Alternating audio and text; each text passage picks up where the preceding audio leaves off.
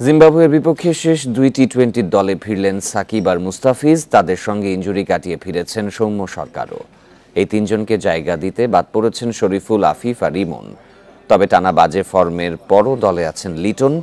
প্রথম ৩ ম্যাচ জিতে ইতিমধ্যেই সিরিজ নিশ্চিত করে ফেলেছে বাংলাদেশ। বিশ্বকাপের প্রস্তুতি হিসেবে ডিপিএলের পর জিম্বাবুয়ের বিপক্ষে ম্যাচ দিয়েই মাঠে ফিরবেন সাকিব। এর আগে দেশে ফিরে ঢাকা প্রিমিয়ার লিগে দারুণ পারফর্ম করেছেন টাইগার পোস্টার বয়। অন্যদিকে ওপেনিংয়ে লিটন ব্যর্থ হলেও শেষ ২ টি-২০তে তাঁর সাথে যুক্ত হয়েছেন সৌম্য সরকার। আর আইপিএল মিশন শেষে দেশে ফিরে দলের সাথে যোগ দিচ্ছেন কাটার মাস্টার মুস্তাফিজুর রহমান।